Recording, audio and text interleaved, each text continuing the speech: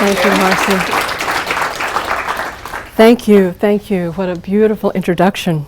And I feel so full of adrenaline because I'm so excited to be here, and so much at home because I feel through Emma that I and the New Economics Institute just profoundly aligned with everything that is going on here. So it's a wonderful combination of adrenalized alignment. So I will jump right in, and I have to talk really fast because the older I get, the more I have to pack into every speech. And I'm getting up there. So I will start, though, with invoking one of my favorite lines from an unusual source, but it is this: "It is far too late, and things are far too bad for pessimism." And that is really kind of the theme song of my life. That's Dee Hock, founder of Visa, go figure. But anyway, I love the sentiment. And so I want to start, though, with a couple of things. First, I want to warn you or invite you that after I finish my talk, instead of going immediately to Q&A, I'm going to ask you to turn to your neighbors and say to each other, okay, I really disagree with that, or what was she talking about there? And figure out what's a question that you want to ask me. We'll do that for about 5 minutes, and then we'll open it up to questions. And so I think it really gets us all vetting sort of what is the key stumbling block or the key disagreement, or makes it more interesting. So be ready.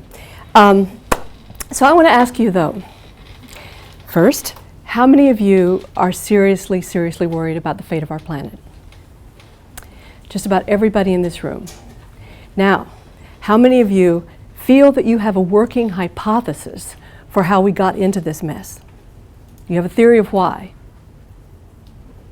Well, that's a lot bigger percentage than I sometimes get to that question, because the reason I ask that question is that it seems really clear to me that unless we have a theory of why, how did we get into this mess, then how can we possibly reverse the spiral, right? So I'm very interested in all of those who raised your hands. What is your theory? But I have the mic. So you're going to hear my theory. And it's an evolving. I want to say I'm not speaking the truth. I'm sharing with you my working hypothesis that gets me out of bed in the morning, and it's always evolving. So here's where I begin. I start with the assumption, and you can challenge me on this if you will. I start with the assumption that solutions are known. Solutions are known. Whether we're talking about the energy crisis, yes, the sun supplies us 15,000 times every day with the dose of energy compared to what we're currently using in fossil fuels. There's plenty.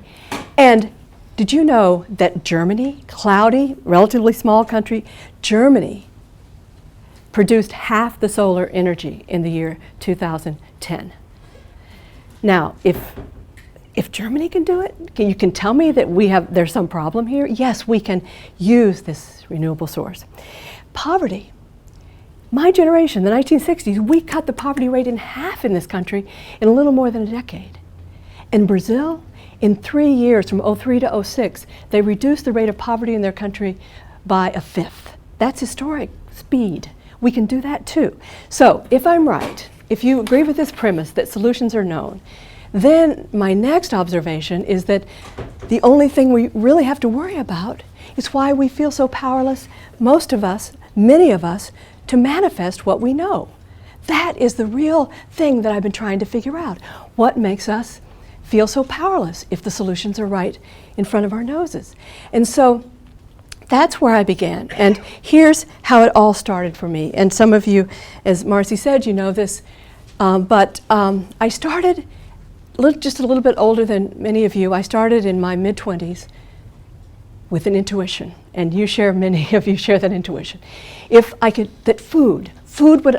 all eat, right? If I could just understand why are people hungry, that would start to unlock these mysterious economic and political questions. And so I just want to take you, if I can, there I am, sitting on the log, pondering why hunger? Because we were being told then that the earth was running out of food. The Paddock brothers wrote a book predicting, this was in the late 60s, predicting global famine in 1975. So I said, okay, if I can figure this out, And I sat many long hours in the library, and pretty soon, didn't take long, literally putting 2 and 2 together to realize that there was then more than enough food to feed all of us. And today, the headlines are saying exactly the same thing. And yet, today, there's 20 to 30% more food per person than there was when I wrote Diet for a Small Planet. So there are now about 2,800 calories produced for every person every day on this earth. And that's just on the leftovers. That's just what's left over after feeding a third of the world's grain to livestock, a third of the fish catch to livestock, and converting 40% of our corn crop to fuel. Enough to feed, Lester Brown said, enough to feed a whole population, the calories that we consume in this country. So my question grew. In the 90s, it grew to, okay, it's not that there's scarcity of food. And then there was the question by the 90s, how could this bright species, human beings, turn our food supply into a health hazard? Because already we were seeing what we see today, the beginning in the 90s, that 4 out of 6 of the most deadly diseases in our country today are linked to our diet. So what's going on? So my question kept growing until finally it got to the biggest question I could think of, which is this one. How can I make sense of the fact that we together are creating a world that not one of us would choose? Because I've never met anyone who says, yes, what can I do this morning? Turn off the alarm and figure out how to make another person go hungry. It's not, we don't think like that. I've never met anyone who would really choose this world that we're creating of needless hunger, of needless destruction of our environment. So that seemed to be a really puzzling question. What could be powerful enough, another way of saying this question, what could be powerful enough to make us so powerless, to make us feel so powerless that we can't together create the world we want? And I've been helped by many great thinkers over time, as you can imagine, trying to figure this one out. Erich Fromm wrote in a book in 1994 that it is man's humanity that makes him so inhumane. And it was, the light bulb went on for me because he's talking about this unique feature of the human consciousness that we don't see the world as it is. We see it through culturally formed filters. We literally can't see what isn't inside our mental map, so to speak. Einstein, I just found this very interesting quote, 1926 in a letter to Heisenberg, he said, "It is theory which decides what we can observe." So what is the working theory? So that, I'll tell you just a homey story though to make this very real. 2 Thanksgivings ago, I got out of bed excited to make my favorite root vegetable dish. And I rushed to the cupboard to find my favorite Dutch oven, and it wasn't there. And I looked up and down, went down to the basement. I got so annoyed. Who borrowed my Dutch oven? I gave up, and I did something else. Hour later, I turn around, and there it is. Except that it has a plant in it. And I couldn't see it. Even though it's big and red, I couldn't see it because I was looking for something to cook in, not a planter. So it was my mental map, really. It took me a long time. I did see it, but I laughed out loud, right? Because it was so emblematic of my message that we see what we expect to see, and I wasn't expecting to see a planter.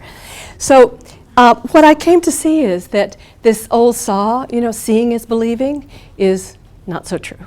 What is true is believing is seeing. Believing is seeing. So what I'm trying to do in my own life to break out of powerlessness is to see with a different lens. And that is the delight, because let me just keep in this explanation of why we're in the mess mode though for a minute. I'm suggesting, here's the thesis about the mess, that we are trapped into a non-ecological, anti-ecological worldview that is centered on one assumption, and that is the assumption of scarcity, lack. There's not enough of anything. There's not enough food, there's not enough energy, there's not enough parking places in Boston, you name it. There's not enough. And there is not enough goods, like food, for example, and there's not enough goodness. And that's just as pernicious because we absorb this notion that if you really peel away the fluff from human nature, that what are we? We are selfish little shoppers elbowing each other out in the giant mall somewhere, right? So we absorb this idea that that's all we can truly count on is self-interest. And so it's like my blindness to the Dutch oven is that we see through this filter, which makes it really hard to see an ecological worldview. So I'm suggesting then that we live within a dominant scarcity mind that keeps us trapped. I'm going to allude in a moment. But it keeps us trapped in the presumption that reality is separate entities, that things are fairly static. We inherited this democracy, for example, and there it is, we got it, and it's all put in place. Things are fairly static in reality. I've already explained this idea that there's not enough goods or goodness. So this then sets in motion, this is my working hypothesis, sets in motion this self-reinforcing spiral of powerlessness. Remember, in the beginning of my talk, I said this is what we've got to understand. What robs us of power? And if we start with the premise of scarcity of goods and goodness, and we don't believe ourselves capable of collaborative problem solving, then of course we can't believe in democracy. And of course we fall for the notion, this magical idea, Ronald Reagan called it the magic of the market. Of course, because we feel ourselves incapable. We want to turn over our fate to some automatic problem finder because we're too flawed to do it through collaboration. And of course, it's not any kind of market. We've fallen for the idea of a one rule market that is highest return to existing wealth. And actually, we end up then playing a giant game of Monopoly. And I loved it when I found out that Monopoly was actually invented by a Quaker woman in the early part of the 1900s as an object lesson in what would happen if we fell for this magical idea of the market. And her game ultimately got into the hands of Parker Brothers that created a monopoly in gaming, hey! So we didn't listen to Lizzie Magie, but please pay tribute to Lizzie. We just didn't get it. So because we didn't listen to Lizzie Magie, because we didn't, by 2000, according to Thomas Pogge at Yale, half the world's adults are by 2000 are surviving on 1.1% of the world's wealth. Now, in the last 20 years, per capita wealth in the world has more than doubled, much more than doubled since 1993. And Pogge says that more people have died from poverty and remedial diseases in the last 25 years than in all of the wars and conflicts and government oppression of the 20th century. More people have died of poverty, 360 million, he estimates, in the last quarter century. So it's no mystery then if we begin to start with this premise of scarcity that leads to the concentration of wealth and economic power that then infects our political system, that we have massive hunger no matter how much we grow. For example, today, there are 868 million people who are classified as suffering extreme undernourishment for more than a year. 868 million, remember all the calories, I said 2,800 calories per person per day? That's about the same number of people that were hungry when I wrote Diet for a Small Planet, regardless of this increased production. So we begin to understand that the spiral of powerlessness then creates privately held government, which continues to make decisions that continue to turn our food supply into a health hazard. I'm sure I don't have to go into a lot of detail on that in this group, but also phenomenon that we never saw so dramatically until fairly recently, such as the diversion of good cropland to agrofuel, which I've already mentioned, or what are now called land grabs in the global south. Wealthy countries and corporations buying up land that doesn't have clear title, for example, or very inexpensively, with the cooperation of government sometimes. Oxfam estimates that land now that has been seized over the last 20 or so years is enough land to feed 1 billion people. This is no small phenomenon. So this is a result then, I'm suggesting, of this belief system that makes us feel powerless, that ends up creating what I call privately held government. Now, my thesis is also that the reason this thought system, this mental map is failing us is because it fails to meet the most basic of human needs. And I'll go out on a limb here to suggest 3 of them. I'll suggest that there's a lot of social science behind this. I believe that human beings thrive with a sense of connection with one another, sense of purpose and meaning in our lives, and agency, a feeling that we do have voice. So powerlessness defeats us. And this, I'm really going out on a limb, but I would say that the thought system of scarcity mind that denies these needs is a big reason today that, this is a horrifying statistic, there has been a 60% increase in suicide in the last half century worldwide. And today, worldwide, more people die from suicide today than all homicide and war combined. And I'm going out on a limb, but I'm going to say my deep hunch, it has something to do with this denial of our most basic human needs. So, now the good news. The good news, there's another part of the bad news, sorry. And the reason that this thought system then ends up denying these is because, you're not going to be surprised at this slide, I believe that it creates the very conditions that both history, whether we're talking about the Holocaust or any number of horrors, or how we've shown up in lab experiments, that this thought system brings out, produces conditions which have shown to bring out the very worst in us. When I think about concentration of power, of course, one of the first words that pops into my mind is Monsanto, right?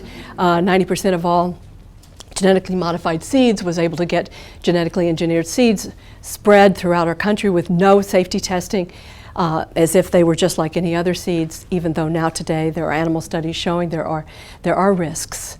Not to mention the dependency factor, but concentrated power does not bring out good things in human beings. And there are a lot of lab experiments that show that as well. Lack of transparency. Just think of the Wall Street debacle. Did you know that the slogan of the Wall Street folks who were slicing and dicing these risky derivatives and then telling people they were really good investments, their slogan, IBG, YBG.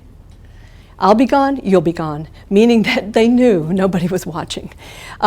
They could get out, they could get away with it. So lack of transparency. And finally, whether it's on a playground, bullying, or the Holocaust, blaming the other brings out the very worst in us. So I'm suggesting that as long as we're trapped in the scarcity mind, that we can't step up together and find our power to solve the problems in our world. So the good news, however, is that we are, and I'm so glad that I'm alive with you right now, that I'm alive with this wonderful generation of young people in this moment when this is losing credibility. It is losing credibility. We're seeing it doesn't work. And ecology is teaching us itself. It's not just a science. It's a whole different way of seeing life that breaks us free and allows us to see the power that we really have. And so and another thing about the new science that we're just privy to fairly recently is the whole idea of neoplasticity.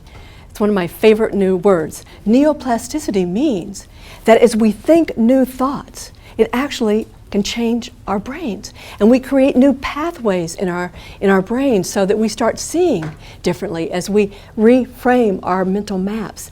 And so I really believe that it's quite possible that we can move from what I call the scarcity mind to what I love to call the eco-mind. And these 3 C's, from the 3 S's to the 3 C's, is pretty basic to the ecological worldview, of course, that everything is connected, that one of my friends in Germany, a physicist, Hans-Peter Dürer, said, Frankie, in biological systems, there are no parts, there are only participants.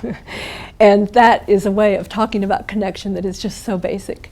And in the little book, Music of Life, by Dennis Noble at Oxford, he says, in biological systems, there is no privileged component telling the rest what to do. Rather, there's a form of democracy in which all elements are shaping all other elements moment to moment. And that's the worldview we start to see through an ecological lens.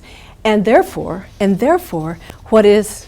we move from the sense of things being fixed and stuck to continuous change. And since 1 and 2 means that we're all connected in this change, then moment to moment, we are creating the reality, and we can take conscious choice of that. So here we go. Then this opens up everything, because we can see how even in the environmental movement, often we still are framing things out of the old mechanical scarcity mind metaphors. And I just want to give you a couple of examples of what I mean about how we environmentalists need to think carefully about our metaphors. And I would say that I've heard this phrase, we've hit the limits of a finite planet, we've got to cut back, we've got to be responsible, profligate, we've got to be more self-limiting. This idea that we've hit the limits of a finite planet is pretty much stock and trade.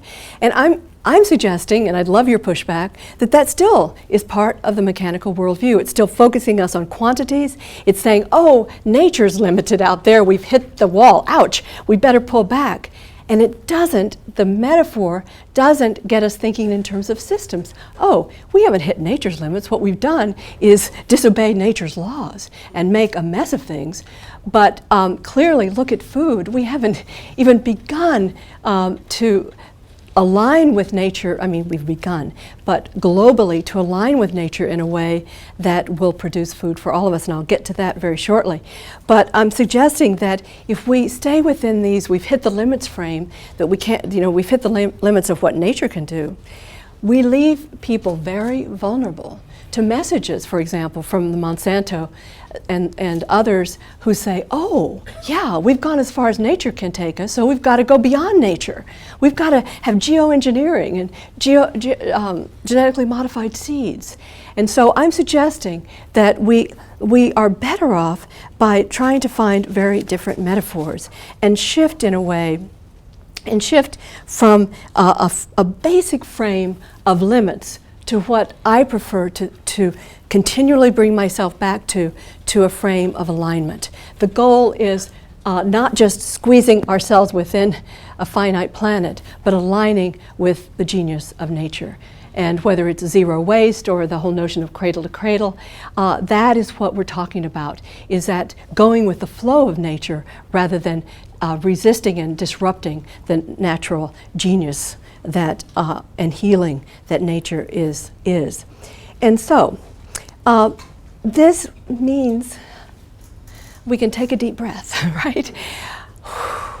We can say, oh, just the word alignment, I sort of kind of ease up a little bit. And it moves us into a very different spiral. We can reverse the spiral of powerlessness. So what I'm saying is, if we start with an assumption of what does nature tell us, then we have to ask, who are we? And if we really look at the evidence of our nature, we see, yes, we can brutalize one another, as I was warning, that in the wrong context, all of us, not just, well, most of us at least, in the psychological experiments done, or the Holocaust, most people went along and behaved in very unethical and brutal ways. We know we're capable of that. But also, what are we finding out? This brilliant new neuroscience and sociology and anthropology, we're also finding out we can start with a very different premise about human nature. Yes, we can be that way, this selfish little shopper image in my head. But we also have these 6 extraordinarily powerful pro-social qualities that got us to 7 billion. We are the most successful species, quotes around that, because we are the most cooperative. And part of cooperation is a sense of fairness, because we knew if the rules were broken and people didn't enforce the rules, then community would break down. And we knew we depended upon communities to survive in our tribal days.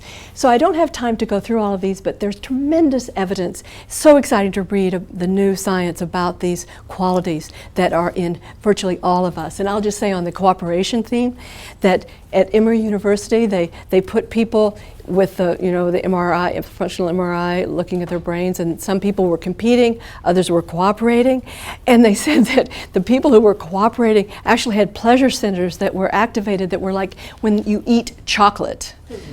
Cooperation is so much fun. As you all know who planned this day. So we can start then, not with a naive assumption that that's all we are, but with a very science-based and ecological understanding that, of course, we were shaped by our context to have these qualities. And that then sets in motion a very different spiral, the spiral of empowerment.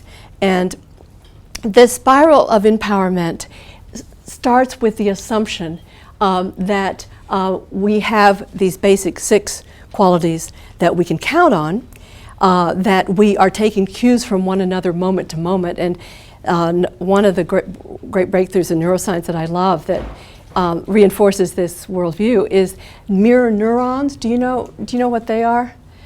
Anybody heard of mirror neurons? Well, Emma has. But okay, it's like this. When I'm doing like this and jumping around, there are neurons in your brain that are doing that too. Imagine that power. I'm going to come back to this in a minute, but remember, I even have a Google alert for mirror neurons in my inbox because I want to keep up with the latest about it. But that's how wired we are to one another. And think about the influencing that's going on. So we can start with the assumption that we do have it in us. We do have these positive pro-social qualities if, like ecology teaches us, we're all products of every organism is shaped by its context, right? That's a core lesson of ecology. If we step up and believe in ourselves and create the rules that and the structures that bring out these qualities. And so what are they? They are the opposite of what brought out the worst in us. They are continuous dispersion of power, transparency in human relationships, and mutual accountability. I have a funny experiment I read about transparency. You in university life will appreciate this. Somebody in a university somewhere had an honor system, coffee station, where people could walk up and just take coffee and put their money in, but the faculty weren't paying. And so somebody had the bright idea to put a photograph of human eyes above the coffee station. All it took was reminding people that their peers may be watching them, and the rate of return, I mean, the honesty factor went way up. So transparency, we really react. And then mutual accountability, the opposite of blame, meaning to me, if we're all connected, then we're all implicated. We cannot just point fingers. Why did the financial crisis happen? Why does Monsanto have the power that it does? It's in part because we enable it, right? And you understand what I mean. It's the both-andness of accountability that is so critical here. So this then, these 3 conditions need a name. I'm convinced that human beings can't create what we can't describe and have a name for. And so, with all humility, I have a name that I've been pushing for 20 years. And it's, well, I'll tell you a little story about it. This name, I kind of believed in it, but then I ended up in India with my daughter in a seed storage unit, spending the night on a hard bunk. And we lit the candle, and there was this giant poster in Hindi, and the only words in English on it were this name that I had come up with in Vermont at the time, and it was being used in India. And I said, yes, this is the name. So the word for it is living democracy. In other words, democracy as a living practice, democracy not something that we inherited, not something that is done for us or to us, but what we ourselves create together. It is living in the sense that it is ever evolving, and it is living in the sense that it's our daily practice. It's the choices that you are making that shape around us, as well as the political structure that we create together to keep the rules fair and transparent. So I think we need to be able to name it. And my daughter and I came up with a metaphor when we were traveling together, and this was in rainy Seattle. And we were talking and we said, you know, people often call themselves drops in the bucket, but on a rainy night in Seattle, the bucket fills up pretty fast. And so the problem isn't being a drop, it's not being able to see the bucket that we're filling up. And so I think the role that we can all play is to help all of us see how our individual actions are contributing to filling up this bucket I love to call living democracy, or this eco-mind shift that we're making, so that we, no matter what we're working on, we are together in making this historic turn. So I'm saying, as you're not going to be surprised either, having heard my opening, is that my youthful intuition of that food would be my entry point, boy, it keeps coming back and back and back. And I keep being more and more affirmed by this. And it's just so obvious, as you know, that I just learned that the word companion, do you know where it comes from? It comes from pan, is bread.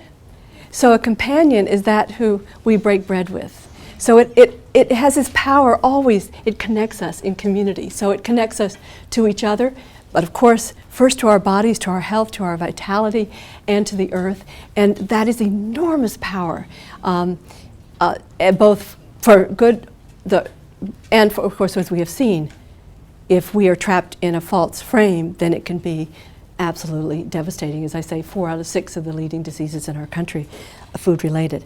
So I just want to tell a few stories here about how I understand the power of food and farming emerging within a living democracy frame that I see as this ecology of democracy, if you will, the social manifestation of an ecological worldview. And I want to jump, before I show you this next slide, I really realized I should have started with a prior one of a near desert scene. So imagine a near desert scene and then look at this, and I'll tell you where we, oh, sorry.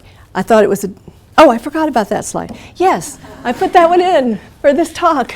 Okay, the growing power of the food movement in the US. You all know these numbers, right? But I just thought it would be kind of interesting to pull these out. You're aware of the Real Food Challenge. The Real Food Challenge started maybe 6 or so years ago, college students.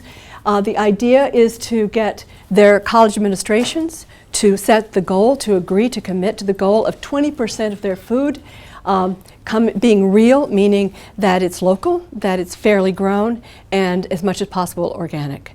By 2020, and you can see the number there. It may be even higher now, but 370 schools have signed into this, and they are a very effective national movement. I just checked with my experts in the food co-op movement, and I was delighted that it looked like, you know, soon there'd be kind of a doubling. There are 300 new food co-ops now in development in this country. I'm going to return to co-ops in a minute. So this is just some of the zingers, as I like to think of it, that keep me going all the time. So, but now I want to go global, because what is so thrilling about being part of this movement that I think you identify with as well is that it is happening everywhere, every country. And people are rethinking and empowering themselves through food and farming. So this is the slide that you first think of, a near desert scene, before I show you this. And this is a picture. Now, this isn't grass. Those are crops, and those are trees. And this is an area in southern Niger that was near desert. And the farmers there had gotten the frame, the mental map, from their French colonists that trees and crops didn't go together. And in fact, the trees were owned by the state, by the colonial government, and if you messed with them, you were in big trouble. And so they really kind of just cut them down. Gradually, they began to realize the power of agroforestry, that this is a complementary relationship between the trees and the crops that they were growing. And So look at that number, 12.5 million acres. About 200 million trees have not necessarily been planted, but they call it regreening, nurturing the natural growth of the trees in this very arid region that is where desertification is a real threat. And so I show you this slide because it brings up for me this most exciting fact that the farmers who are making these breakthroughs in Niger, Burkina Faso, elsewhere, that they are our real climate heroes as well. As you know, that this is holding this organic approach, this cover is holding more carbon in the soil, and so I was struck last year, I believe it was, a think tank in Spain put together this estimate. They said that if the entire world moved in this direction of organic small farm agriculture, relocalizing, and stopped tearing down rainforests to grow feed for livestock, and stopped intensive animal operations, that within a few decades, those changes in the food system alone would deal with about half of our greenhouse gas emissions reduction goals. And I could point you to that study. So this picture just makes me so happy. And if you're interested in this, I'm on a listserv sort of thing where I get not a listserv, but I get updates about what's going on in this. And every time I look at it, it's just more and more impressive. So I want to jump, though, to another part of the world to show the scope of what is happening. Andhra Pradesh, India, where I was in October, had been called the pesticide capital of the world, right? And now there's a movement there they call it non-pesticide management in some areas, but a leader in this is something called a women's group, the Deccan Development Society. And these are the women who I met. Now, what are they doing there? Their arms are outstretched. Their arms are outstretched, pledging to three things to one another. They're pledging that they will not use GMOs. They're pledging to pass on their knowledge to the next generation and to use organic practices. And they have gone, the village I was in, these women had gone from absolute destitution, just misery and oppression, part of it, from their landlord, and part of it from their husbands, the brutality of spousal abuse, and so poverty so dire. One of the images they told me is they only could afford one sari. So even to wash, they could only wash part of their cloth, and then they let that dry. And I mean, it was so humiliating, and they were so hungry. And now, these villages that I got to visit, they have achieved complete food security for everyone in the village. And through this multi-cropping, and they have their own medicinal gardens which they grow and share the plants. They take caravans out to last year it was 55 villages. They took seeds and taught people about seed sharing to get them off of the GMO and the pesticide route. And so it's an extraordinary movement, and now at a larger scale, this Deccan Development Society is a very pure form of it, but even less thorough. This is now supported by the state, reaching out to about 3 million acres. So this is not some little pocket somewhere. These are people recognizing that by moving to organic agriculture, they've reduced their costs by about 30 or 40%. And they're reporting that the poisoning that they were experiencing from pesticides is virtually eliminated. There's so many stories I'd love to tell you about, but I need to move on here. So these are the kind of stories, small yet big stories, that change the big story. The big story, oh, there's not enough, we're running out, climate change is going to make us all starve. And it starts to, we can say yes, as we align with nature. And what changes is not just our relationship with the earth, stop poisoning ourselves as these women are, but it's changing relationship with one another. The pride, the joy in these women's faces. And they also told me that the men in the community are no longer abusive. And because they stand up, if there's any abuse, they go together and they confront the man. In fact, when I was there sitting in a circle with them, it was a young man who brought us tea. This dignity that emerges as people empower themselves, that translates into different power relationships among people in the community. So it's not just with the earth that things change, but with one another that things change. So here I'd like now to move to, as we, in this telling stories, which is a very important part of our role, of what is emerging to change the big story of scarcity to the story of possibility. I'm going to name 4 what I call course changers. And one, I've just got to say it out loud, and I don't, it's the way it is, that we've got to believe in democracy. We cannot settle for the best democracy money can buy. So whatever else we're doing, whatever food question we're tackling, I think you agree with me, we can't look at it in the face, as Larry Lessig says, and say that we can really tackle it unless we are also getting our democracy. So just to give you a little inspiration and a little impetus, there's a global study about the impact of money in politics, ranking countries in the world, and at the top was Germany at 83 in terms of really dealing fairly well with keeping money out of politics. Do you know where we are? We are at 29. Tied with Tajikistan. So we know we can do better. So here is a little inspiration. My hero, oh, I forgot to change that, sorry. Here's my hero, Deborah Simpson, and she exemplifies what can happen. State of Maine, they passed legislation there that allows people to run without corporate money and really have a chance to win. She said, okay, because her friend said, Deb, you've got real leadership, go for it. She was a waitress and a single mom, and she won, and she has served 3 terms in the state legislature, helping to pass incredibly important environmental legislation. So we have to hold people like Deb in our hearts, and I'm going to come back to that theme in just a moment. The second core changer that's very related is building political parties accountable to people.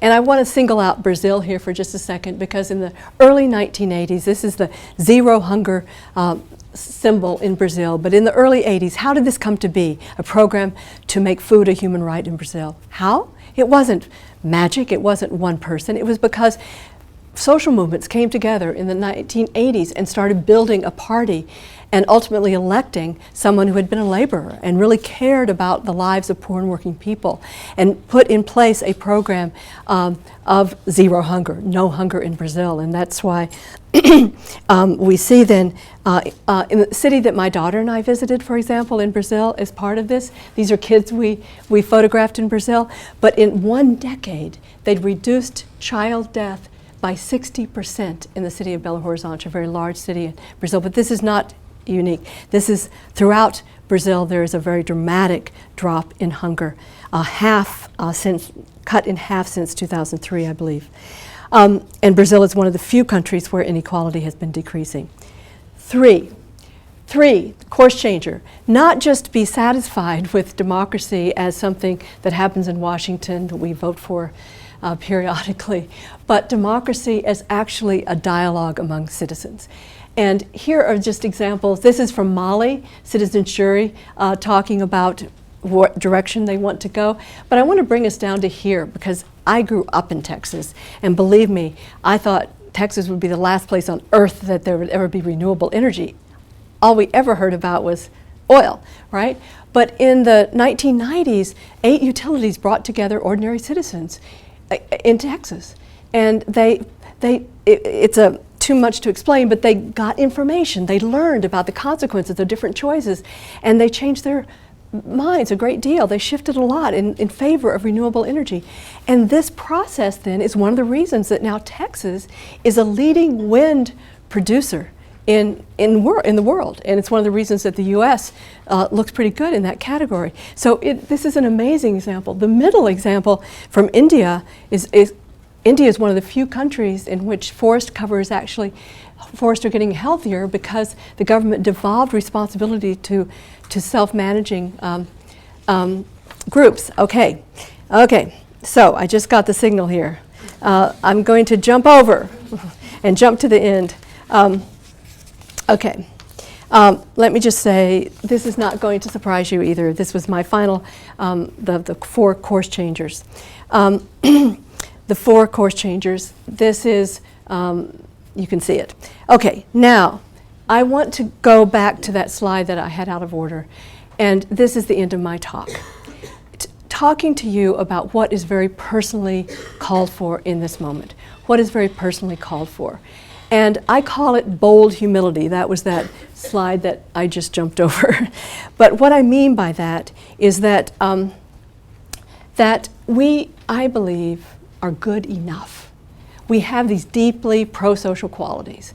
But what's really hard for human beings is to find the courage to break with the pack, to be different, because we are so social. And so what I think we all need to be working on is fear. And looking at it and realizing that, oh yeah, of course, we're social creatures. If we step out and are different, we're likely going to experience some fear. And maybe that's okay. Maybe it doesn't have to stop us. Maybe it just means we're exactly where we need to be.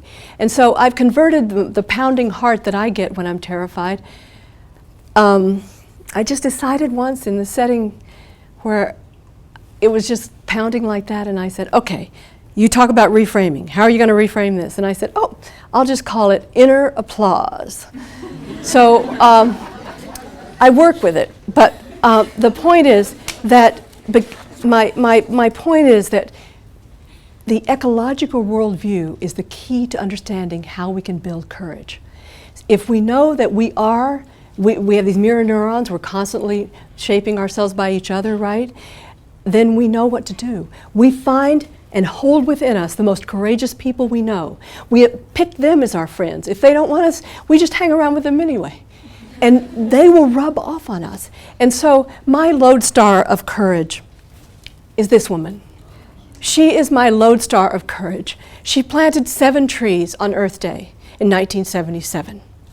And she realized desertification was taking Kenya.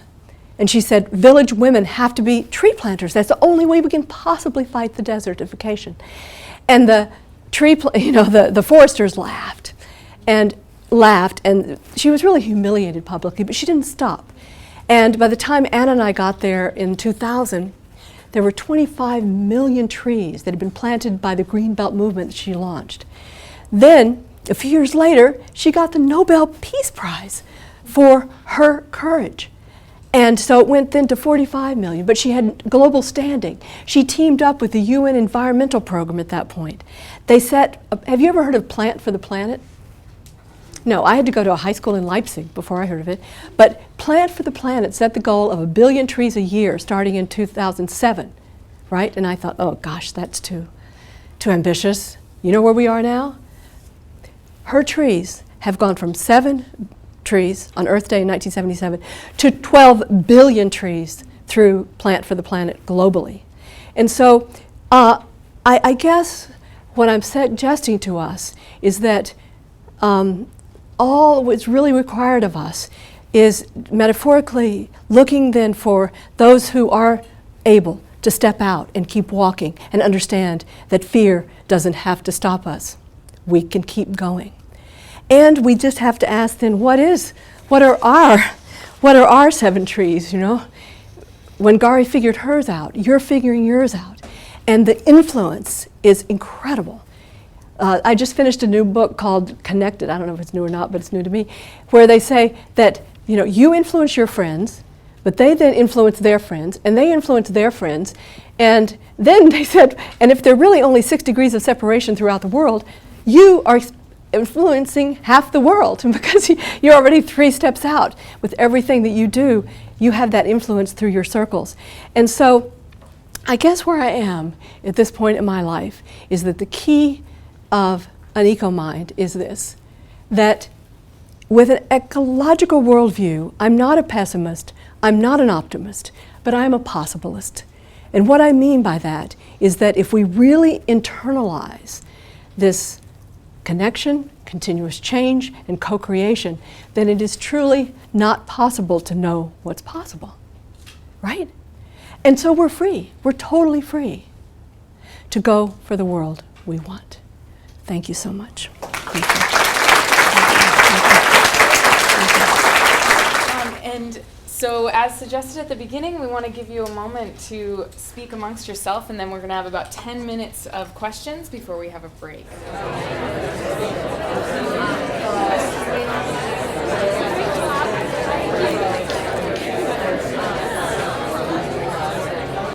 What your thoughts are on the two sides of food reduction, where on one hand, in the 60s we thought, oh no, we're not going to be able to make enough food to feed the population in the future.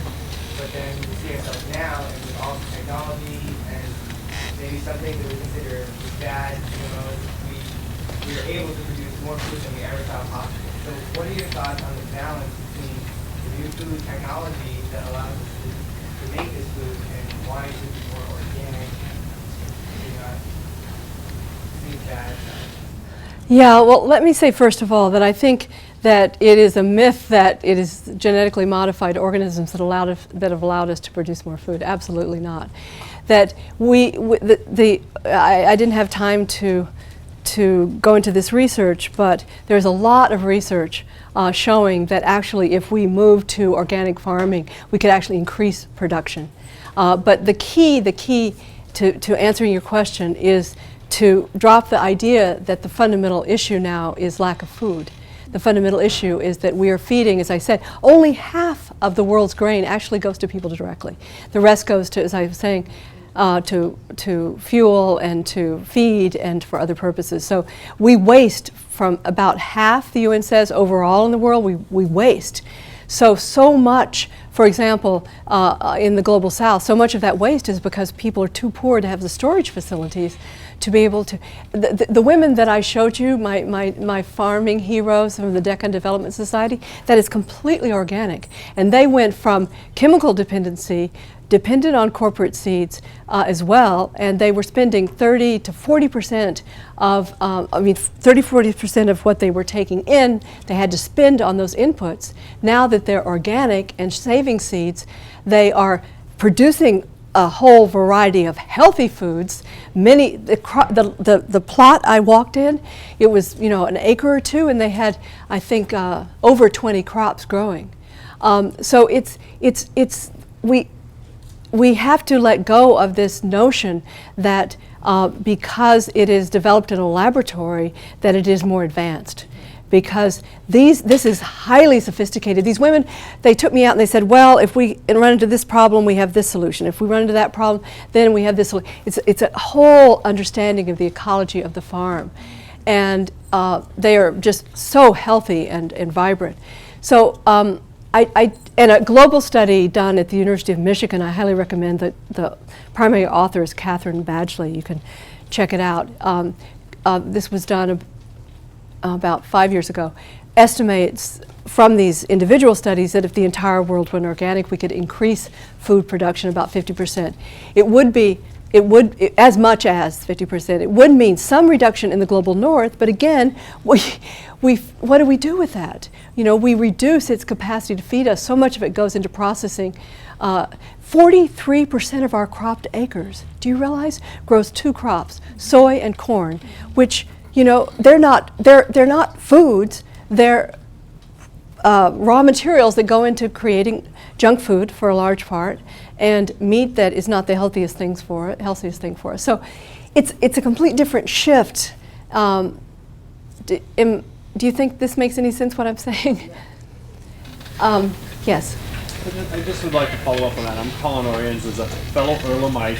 Oh, really? To say that I find that the hopeful side of things is really important, but I also am not ready to throw out GM, and I just want to explore it a little bit further. Papaya, they weren't able to grow papaya in Hawaii because of a virus, and we have used technology to combat smallpox and chickenpox and various human things, and so I think there are cases where we have crops that are requiring sort of technological approaches to combating certain diseases and perhaps pests. And so what I worry about is that because of the strong anti-Monsanto approach to the GM, we've made the regulatory barriers so high that we've basically made it so the only player in the GM world is Monsanto, which means that it is going to be controlled by a single company, and we're going to continue to hate it.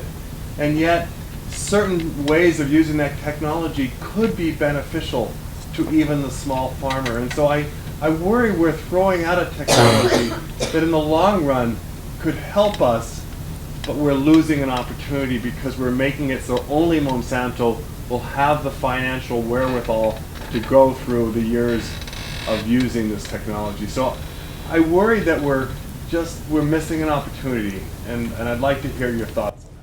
Well, you lumped together medical and agricultural, and these are worlds. What everyone I think who's concerned about GM is concerned that once seeds are put into the environment, we can't pull them back. I mean, you're changing entire ecosystems. And yes, we're talking not just about control by Monsanto, but control by corporate entities that are developing things, patented seeds in labs that then make small farmers dependent upon them. So it's that, yes, Monsanto is the most extreme form of that kind of monopoly control that is able, because of that, to squelch the kind of, one of the things we do in our fact sheet we have on GMOs is to point out article in Scientific American where the editors were lamenting or decrying the fact that Monsanto's had the power to deny researchers the use of the seeds to do the kind of research that's needed. And many scientists, this is just not concern of people like me, but that there haven't been independent agencies that have done long-term animal studies, and the short-term animal studies, some of them have shown the signs of toxicity that need and deserve long-term animal studies before these had ever gone into our environment. But my big point is not so much but rather that why would we take any risk if we had not even begun to explore the richness of traditional plant breeding and the kind of plant breeding and sharing, if you will, that goes on in villages that is now being displaced by corporate encouragement of, and in many cases subsidizing of corporate products that make farmers dependent. And also the history of GM has not proven the kinds of goods that the good, virtuous outcomes that you're talking about. I mean, it's primarily been for using, to enable the use of a product and with pesticide applications supplied by the company, by Monsanto. So I guess it's my position is that there's so much in the world of agroecology that we're not exploring, and our own government puts tiny fraction of its resources into exploring the further development of agroecology. And this, we know, is that which can keep power dispersed and can not run the risk of environmental harm and biological harm for the entities eating these crops. So I guess that mine is a very conservative view that we should not take any risk that we don't have to take. And given how much waste there is and how much destruction, I'm not willing to take that risk. First off, thank you very much for the responsibility of Motivate. Thank you. And I just wanted to comment a little bit on the first segment of your speech in relation to the two kinds of paradigms that we see, the scarcity, the eco-mind. And I'm just curious about the framing and the process by which you came up with that framing. In particular, I think at Tufts we spend a lot of time thinking about different paradigms and shifts. Through one of the environmental ethics class, we talk about it in terms of either people viewing themselves as part of nature, or as separate from nature. That's kind of like one of the dominant frames that we inhabit. So I was particularly interested with your ego-mind concept, and then the first part is viewing ourselves as aligning with nature. And so why not we are nature? And was that like a cognizant choice to maybe have it more acceptable to the broader public? Or? Yeah, no, I love that, and I see it very.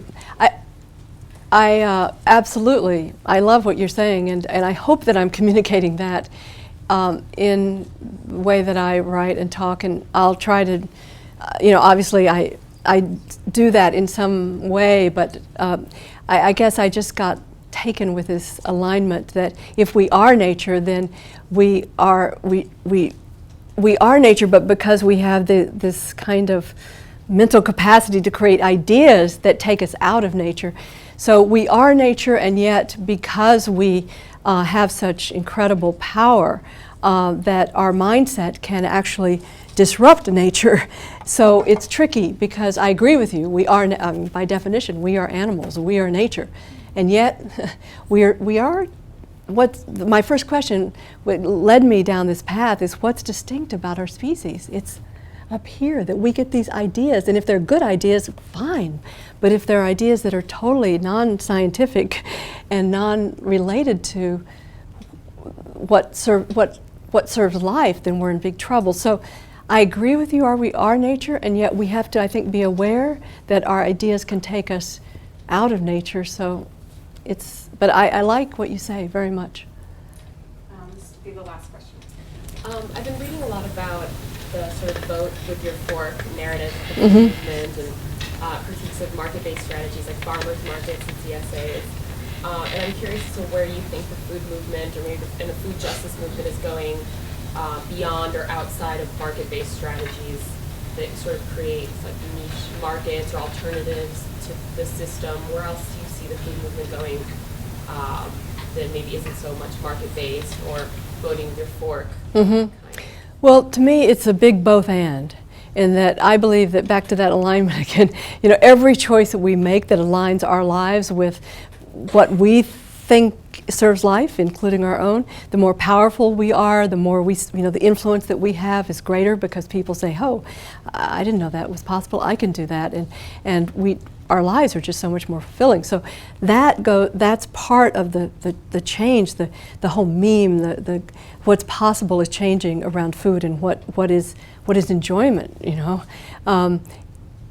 So, and as I also said in the Course Changers, that if we're systems thinkers, it's not just about our individual choices, but we're also thinking about what are the entry points that can begin to turn the whole system.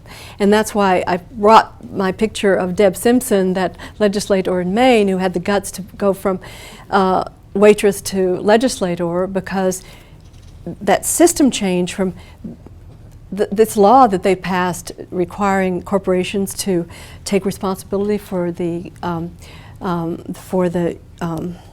recycling, the reuse of electronic equipment, that was fought by every corporation except Hewlett-Packard, because they had a plant that was doing this kind of thing. But especially Apple, it just fought, but it passed because 80% of the legislators had run without corporate money. So that's a way of systems thinking that doesn't mean that voting with our fork, so to speak, is waste of time, because I think all those things turn us into different people and make us healthier, for one thing. But also that if we're real system thinkers, then we have to see what are the points of entry that actually reverse the system pattern. And the system pattern that concentrates wealth is the one that is anti-nature. I quote Jane Jacobs in EcoMind saying that nature abhors monopoly, that nature is all about diversity. And so we have a monopoly now, control of our political system, and that's bringing out the worst in us. So that's what I'm really encouraging, and not one or the other. And if I wrote a little blog that I kind of liked, that if you wanted to read, it's called Instant Gratification, My Have You Grown? And it was, anyway, just the idea that instant gratification we think is kind of anti-ecological. And I was thinking, gosh, just what instant smugness I get, which is gratification, smugness I get when I'm hanging my clothes on the line, or when I'm using rags, they're so much more effective than paper towels, or any of those small things, but they are a form of instant gratification, or just that delicious food we're eating, I just think it's a both but yeah. So I guess that's it. And can I just thank you? Did you want to share that poem? Can I end with a poem? If I can remember this. It says it all. Denise Levertov, Beginners. We've only begun to love the earth. We've only begun to imagine the fullness of life. How could we tire of hope? So much is in bud. We have only begun to imagine how it might be to live as sibling with beast and flower, no longer as oppressor. We've only begun to know the power that is ours if we would join our solitudes in a communion of struggle. So much is unfolding that must complete its gesture. So much is in bud. Thank you.